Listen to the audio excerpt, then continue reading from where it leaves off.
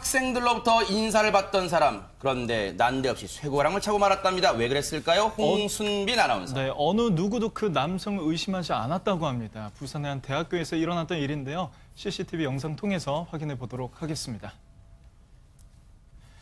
네, 부산의 한 대학교 내부로요. 한 남성이 들어오고 있는 모습입니다. 네. 이렇게 말끔하게 차려입고 있는 모습에 네. 주변에 학생들이 있는데 어느 누구도 이 남성을 의심하지 않고 있습니다. 어허, 네. 이 남성이 복도에 들어섭니다. 그러면서 방 안을 이렇게 들여다보고 있는 모습이에요. 네. 뭔가 이런 방을 계속 돌아다니고 있는데 네. 지금 첫 번째 방에 들어갔다가 나와서는 다시 한 방으로 들어가게 됩니다. 아, 불 꺼졌는가 확인하는 거예요? 뭘까요? 어떤 지금 뭐 학생도 또 지금 나오는데 저 학생도 의심을 하지 않고 있었습니다. 네. 그런데 저 남성이 네. 방 안에서 학생들이 그 자리를 비운 사이에 네. 학생들의 소지품 안에 들어있던 현금을 훔쳐 달아나는 모습이 이렇게 CCTV에 어허. 포착이 된 겁니다. 네. 이런 식으로요. 올해 이 남성 7월부터 지난 13일까지 부산 일대 대학교 돌아다니면서 뭐 연구실, 교실 들어가서 어허. 같은 방법으로 무려 현금 120만 원을 절도했다고 합니다. 김복준 의원님, 예, 예. 옛날 노래 가사가 떠옵니다.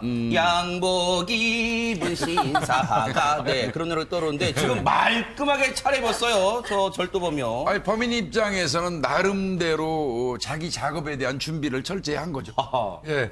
저 사람의 어떤 그 절도 행각 자체가 또 다른 하나의 장르인데요. 네. 아마 저 사람이 하는 수법, 저런 그 범죄 수법 자체가 아마 개발된 거고 지속적으로 저렇게 해왔을 거예요. 그렇다면 범인의 입장에서 볼 때는 가장 익숙한 장소에 가장 익숙한 방법으로 범죄 행각을 한 거거든요. 네.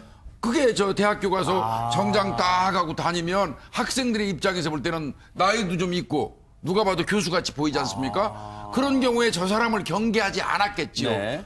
제가 일선에 있을 때는 의대에서 이거하고 비슷한 일이 있었거든요. 아하. 거기는 그 의사 가운 팔아요. 이런 가게에서 파는 그 그래요? 가운 흰 네. 거 입고 마치 의사인 것처럼 하면서 의대 이쪽을 돌아다니면서 아하. 학생들 돈 훔쳐간 일이 있었거든요. 네. 그거하고 유사한 거라고. 그러네요. 생각해보니까 가운 걸치고 시내에 파는 문방구에 파는 청진기 하나 딱 네, 이렇게 그렇죠. 두르면 영락 없이 의사로 착각할 것 같은데 그만큼 장희영 교수님 이번에도 대학생들 입장에서는 말끔하게 차려입은 이 양복이 주는 이게 경계심을 좀 허물게 하는 그런 것도 좀 있나 봐요. 그럼요. 게다가 사실은 처음엔 참 대범하다라는 생각을 했는데 자꾸 보면서 상당히 지능적이다라는 생각이 드는 이유가 뭐냐면 네. 학교라는 장소가요. 그리고 교수실이라는 장소가 일반 회사나 이런 것과는 달리 좀 예를 들어 좀 학생들이 아무래도 어른들보다는 조금 더 순수하잖아요. 네. 그렇기 때문에 교수들이 뭐 소지품이나 가방 같은 거를 꼭 챙겨가고 다닌다거나 그러질 않아요. 내 방이고 네네. 문도 잠그지도 않고요. 네. 누가 학생이 들어가서 뭐 절도를 하겠습니까? 사실 아하. 그런 일들은 흔치 않으니까요. 네네. 그래서 어쩌면 학교라는 곳이야말로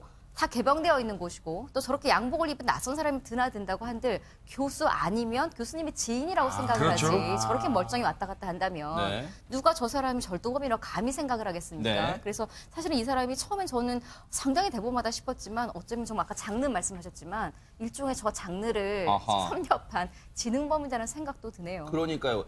박성래 변호사님, 저 절도범의 이 행동을 보면 전혀 서두르거나 그런 게 없어요. 그냥 느긋합니다. 그러다 보니까 심지어 어떤 학생들은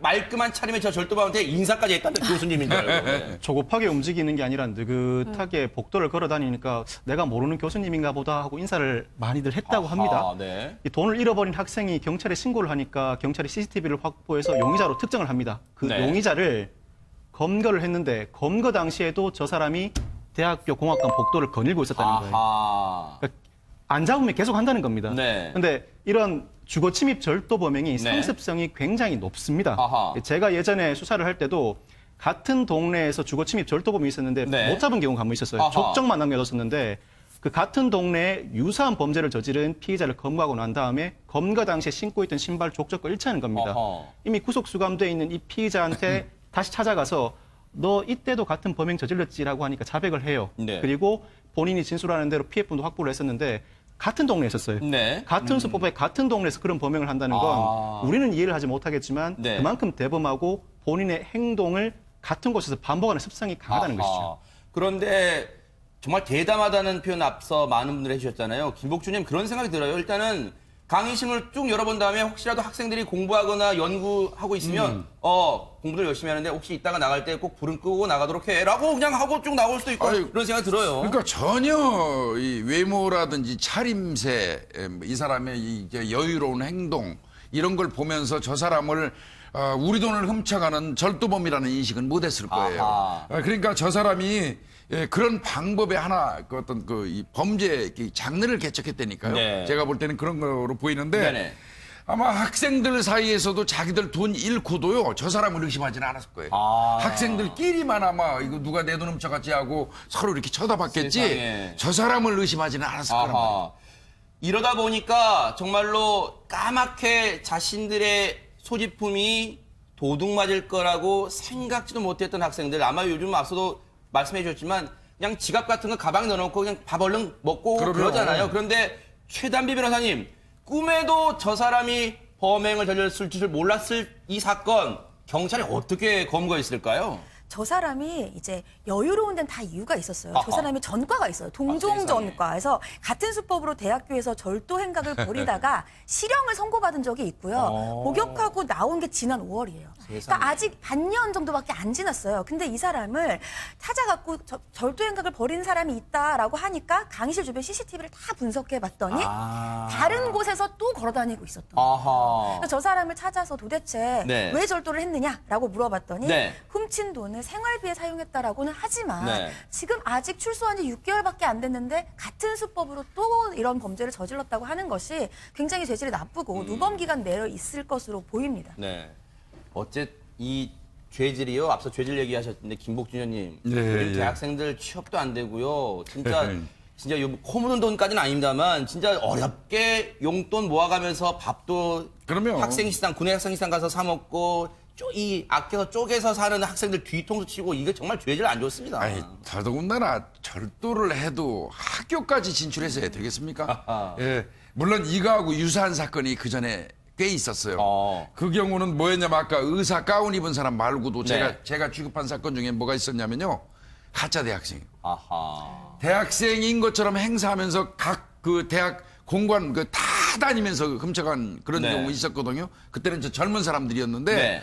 요 학교 쪽만 특별히 노려서 이렇게 하는 사람들이 꽤 많습니다. 그래서 아하. 예, 학교 측에서 이거는 좀 경계를 좀 해줘야 돼요. 그러니까요. 예. 이러다 보니까 사실 박성매 변호사님 이 사람이 그동안 이거 말고도 저지른 범죄, 이른바 여죄를 경찰이 또 반드시 캐내야 될 것 같아요. 당연합니다. 말씀드렸듯이 주거 침입 절도는 상습성이 굉장히 강하기 때문에 아하. 그동안 해결하지 못한 사건에 이 사람이 연루되어 있는 건 아닌지를 네. 확인하는 절차를 반드시 밟고요. 네. 그 외에도 본인의 행적을 하나하나 더 들여다봅니다. 네. 밝혀지지 않은 또 다른 범죄가 있는지를. 네. 지금 구속된 상태라고 하는데 지금 이 사건으로 밝혀진 금액만 120만 원이라고 하는데 아하. 비교적 소액인데도 구속됐던 이유는 네. 범행이 반복됐다는 것. 네. 그리고 5월에 출소했는데 3년이 경과하기 전에 또다시 범행을 저질렀어요. 저건 누범이라는 누범이다. 겁니다. 아하. 상습범이고 누범이면 네. 굉장히 중하게 처벌되는데 특히 징역형의 동종 전과가 있는데 몇 회 있는지는 모르겠습니다만 아. 3회 이상의 동종 전과가 아하, 있다든지 네. 아니면 상습범으로 2회 이상의 동종 전과가 있는데도 또다시 누범 기간 중에 저런 범죄를 저질렀다면 특가법이 적용되는 이 네. 특가법 형량이 굉장히 높습니다. 그래서 네. 이번에는 엄한 처벌을 피해나가기 그러니까요. 어려울 것 같습니다. 근데 장 교수님, 저런 사람이 왜 나쁘냐면 요즘 대학 캠퍼스가 주민들이 많이 개방도 하잖아요. 근데 저런 일이 있고 나면 이제 학교 문을 닫는단 말이에요. 닫아요. 못 들어옵니다. 이제 들어오지 마세요. 외부인 출입금지. 이럴까봐 오히려 더 걱정돼요. 그게 안타깝죠. 네. 대학 가는 사실 청춘들 어떤 뭐 젊고 깨끗하고 순수하고 이런 것들은 사실 상징인 곳인데 그렇죠. 저런 일들이 벌어짐으로 인해서 잘 요즘엔 초등학교도 담장 생겼죠. 뭐 중학교, 고등학교 다 점점 담장이 높아지고 있고 심지어 무슨 철조망 같은 거 있는 그러니까요. 곳들도 있거든요. 이제 그런 너무 건 사실 좀 세상이 변했다 안타까운데 그러니까. 이번 사건은 사실 또 그렇게 그러니까 오히려 커지지 않을까 하는 안타까움도 있고 그렇군요. 저분이 사실은 뭐 큰 돈을 훔친 게 아니라 특히나 또 생활비로 썼다고 하니까 어쩌면 약간 동정을 갖고 계신 분들도 계시겠지만 연세나 이런 걸 봤을 때 맞아요. 충분히 네. 다른 일을 할 수 있는 상황이거든요.